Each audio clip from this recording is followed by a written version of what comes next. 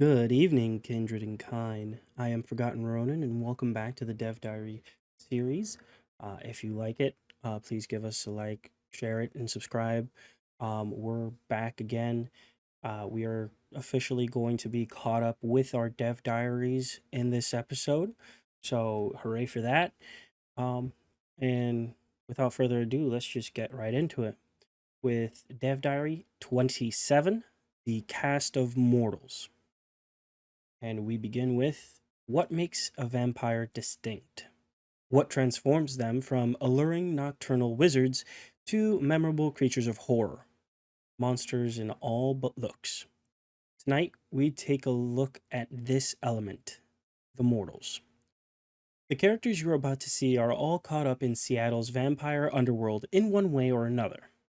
Most are unaware, thinking their misfortune the result of bad luck rather than the interference of vampires. Such is the way of the masquerade. Now, to achieve the stark contrasts essential to Gothic horror fiction, the vampire must be viewed through the attraction, addiction, and terror they inspire. Every mortal is a lens through which the audience and player sees a sliver of vampire as they appear into the living world. They are the canvas on which the kindred wield their bloody brush, for to be a vampire is to possess terrible powers, allowing one to use and abuse people as tools, food, and pleasure. Of course, the ratio of these three also says something about a vampire's moral nature. Most of all, mortals elevate the vampire experience, providing the backdrop against which the undead stand in bloody relief. After all, if everyone's a vampire, then no one is. And we begin with the first mortal, Pandora Graves. I know that you are powerful, that you are artful, that you are dangerous, that you conceal a well of such pain deep inside you. I share that pain too. I am so glad to be in your presence. A girl calling herself Pandora stumbles into a bar in Seattle in velvet and eyeshadow, knowing too much about the kindred, and yet knowing very little about life. Who is she really? Who's been feeding her information, and does she realize how close she is to death? It's unlikely. She seems to have a bad case of main character syndrome. Dressing up kind of like Much for Mir, actually. Not bad. Verona Delancey. A deep sleeper? A goddamn deep sleeper? It's 8 o'clock at night, and I've been standing out here for an hour. Well, I'm sorry to interrupt your me time, but someone wants to kill me, and no one seems to care. Verona left her wealthy parents to come to Seattle to find a little excitement. Given the elegantly calligraphed death threat she just found in her purse after a night on the town, she has achieved her aim. Dale Beecher. Oh, hey there. I got your list. Somewhere. Check over by the pizza boxes. We brewed up a new batch of elixirs, but my guy took some and left me with this neat cloudberry candle. You want a sniff? Dale is so laid back that he's almost horizontal. He is clearly aware that kindred society exists, but only in the same way that he's aware that cleaning products exists, or personal hygiene. They're out there. Occasionally he crosses paths with them, but he wouldn't call any of them close companions. Mr. Lemon.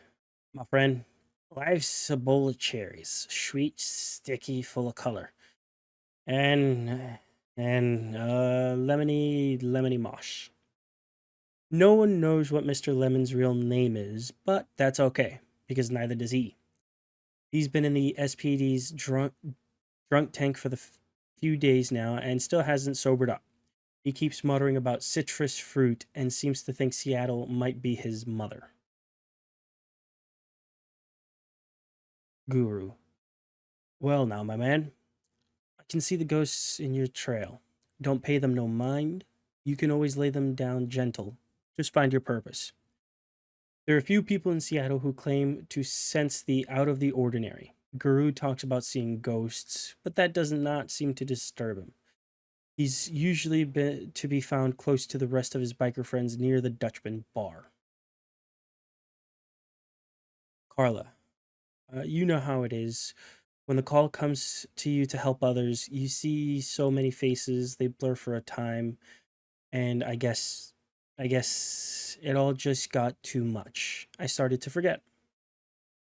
Carla used to be a dedicated paramedic, but somewhere along the way something went wrong and she parted ways with her employers. You'll still find her out on the street though, helping where she can, dispensing medicine that she must have gotten through less than legitimate means. Reggie, do you hear the city? It's waiting for you. Become one with its heartbeat. Sharing is the route to nirvana. Reggie is a bum. He's philosophical about it. He has his own view of the city, how the city functions, and where he can make a difference. He haunts Pioneer Square and usually has a good idea of what's going on in the nearby streets. Marigold. For a few bucks, I can show you the heavens, one way or another. Marigold is a familiar figure in the streets near the atrium. She's been plying her trade to passing Johns for a long time now. Her side gig is prognostication through astrology. Whether her predictions are accurate, who knows? She believes them with a whole heart. Shelby. The end is nigh, yet it is a gentle end that will carry us to rapture. Shelby was a trader in a major financial organization until 6 months ago, when she was granted a revelation. Now she walks the streets of uptown Seattle, making sure everyone is aware of the coming rapture. According to Shelby, it is nothing to fear. Officer Wheeler. I gotta wonder what craziness you're bringing into our station this time. Just do whatever you do, and I better not hear any, well, any just. Wheeler's a solid, dependable officer of the Seattle Police Department. Although he does have problems with his memory from time to time and is aware that everything isn't quite as it should be, it's probably best to focus on the things he does understand, like desk duty, and not think too hard about the rest.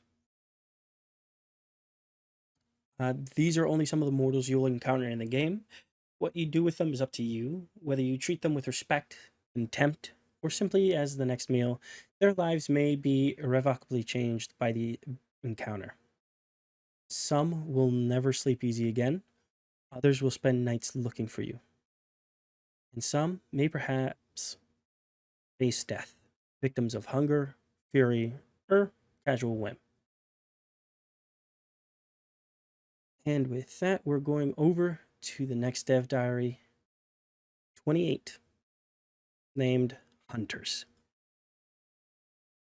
In Dev Diary 17, we introduced you to the Anarchs, one of the enemy factions you will face. Tonight, we want to introduce you to the IAO.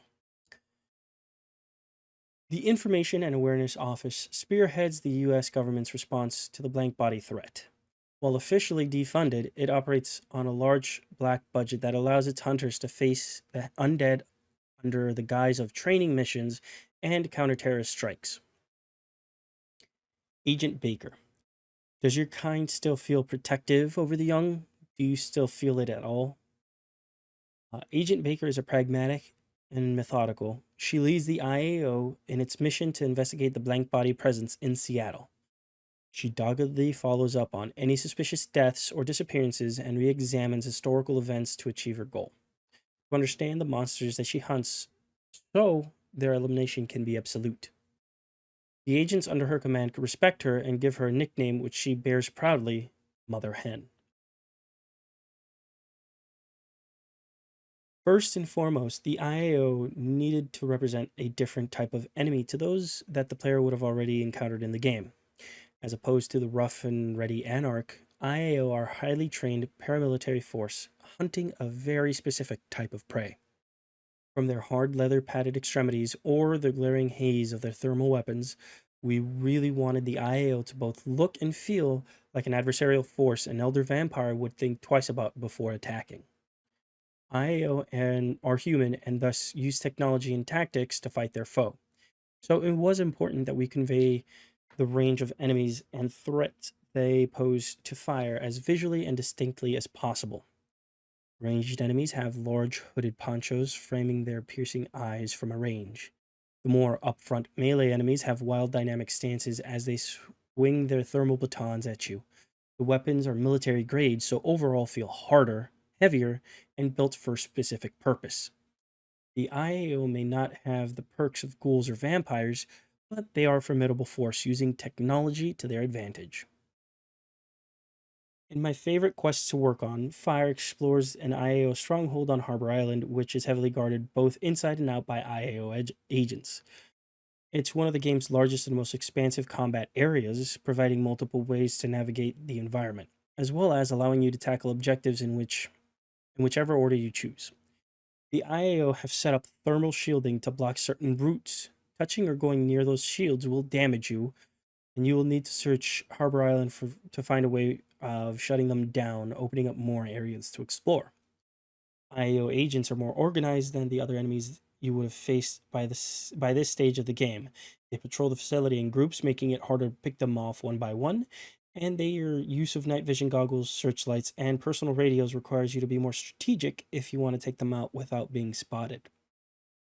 If you engage the IAO in combat head on, they will use their more militaristic tactics with better accuracy and knowledge of their weapons, knowing where to shoot you for the most damage. They wear combat armor, allowing them to take more damage than other humans, but are still weak compared to ghouls and vampires. They make up for their mortal frailty with an arsenal of anti-vampire weapons, which are the strongest you will face in the game. Thermal batons for close combat, which, unlike other enemies, will cause damage if you hit them when they are blocking your attacks. Phosphor grenades, which create pools of burning damage to flush you out of your hiding spots, and sniper crossbows, which fire explosive bolts, causing lots of damage if you don't remove them in time. A favorite tactic of mine is to catch the phosphor grenade or explosive bolts midair and throw them back for maximum carnage. It's also a great quest for using Aventru's possession ability, getting an agent to attack one of their own, and hearing the panic screams of friendly fire. Santiago. The IAO aren't the only hunters to feature in Bloodlines 2. There is evidence that an ancient hunter is active on the streets of Seattle. In the early years of the 20th century, many kindred met their final deaths at the hand of a hunter only known as Santiago. Multiple coteries were wiped out in San Francisco and New Orleans, their destruction attributed to the same relentless pursuer. At the site of each incident, an ornate metal memento in the shape of a sharpened cross was left behind. Crucifixes of this form are called the Cross of St. James, hence the name given to this hunter. Speculation persists that Santiago, whoever they truly were, was a member of the Society of Leopold, one of the most ancient and feared factions of hunters of the supernatural. If that were true, Santiago would have seen themselves as a soldier of Christ, waging a holy war against the damned. That is actually a really sick cross. And if it's an actual thing that we can fight Santiago, that would be amazing. I would be ecstatic for it. Having a boss fight with him as a hunter boss, that would be sick. Um, Overall, if I'm completely honest, this is sick. I say it a lot, but this is truly sick. Um, the IAO not being called the Second Inquisition for whatever reason, but um, being the way that they are, the weapons and everything that they're being called as is something that's really, really, really cool to me. It's something that I feel it would make the game just a lot better, and I do hope that like they're not just shown on Harbor Island, and that at a point that it would be cool if they could go undercover. But I don't know if they'd actually do that for the game because that may be just a lot more stuff to worry about. Um, and to me, it's just awesome. I'm pretty sure we saw like the one of the fights with the Banu Hakim in one of the trailers where we saw the IAO. It was something else. It was just two of them, but like they look pretty cool compared to everything else. Um, the mortals, if those mortals are specifically tied to quests and all that, that's pretty cool. It's pretty neat to have like bunch of side quests that you'd have from mortals and kindred alike in that form because that'd be pretty cool and it makes it where let's say you complete a quest, you complete their specific quest, they actually become activated for the blood harmonization, whether it be choleric, sanguine, or melancholic, and then you're able to actually feed on them. That would be pretty sick. If that's how that would work. Um, yeah, I'm really excited. Like this is the last one. At this point, 9 days ago. This is 9 days ago from recording, and I'm excited. I would wish that the next Dev Diary does have a release date. Oh, I would hope for it, um, as well as hope for them to just give us um, a better trailer, because that would be something I would adore, and I honestly wish we had. So normally they have something at the end here as well. So it's just join the community. Okay. I know that for a little bit they were doing dates for Dev Diaries, and I just wanted to check that out. But to finish it off, like these last two, having us meet more of uh, the kind that are roaming Seattle, as well as the hunters looking for different kindred. I'm excited. It's something that's showing that they're at the end of what it is, and I hope that they really are. I I hope they really are at the end of development and they're polishing up what they need to because I can't wait to play this game. I really can't. For everything that I've seen and I've heard from others that for whatever reason just keep bashing whatever comes out. I don't understand it. I don't understand it. I don't care for what they're saying because what I'm reading shows that they're putting their heart and soul into it, and everything that they're really complaining about is nothing to do with the game itself. It's everything to do with simple choices made. Um like before with the body A, body B where it was just male and female and they look similar, but you could tell which one is which.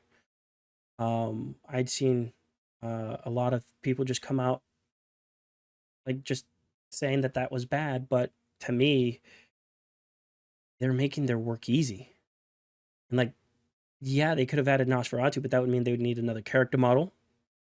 And at that point, it's more difficult to have them in the story because now you need to create a way for Nosferatu to actually play the game. Um, where just having it be those two and having the clans not be anything with a bane that severe is sensible. To me, they're currently hitting a home run. It's close to being a grand slam. Fucking all we need is a release date, a full-on trailer, full-on new trailer. Not even the like the extended gameplay. New trailer, release date, and uh, specifications for what would be needed for the game. That would be my biggest things of just I would love to see on the next dev diary, where it's now being put out that it's ready. They're just fixing up little odds and ends. Here's what it's looking like, and I don't even care if they put like I don't care if they put tiered versions, because I already bought the highest tier when it was Hardsuit Labs developing it, and I didn't refund it. I did not refund nothing. I kept everything, and I kept it because I believed in the game and in Paradox. I am ready for this, and I want it to be fucking true. I want them to feel. I want them to feel content, and I want them to feel just complete with how they're handling this. And I just want them to know they may not see a lot of love for everything that's coming out. I fucking love it. I'm fucking psyched. I'm ready. I just want to know when it will come out.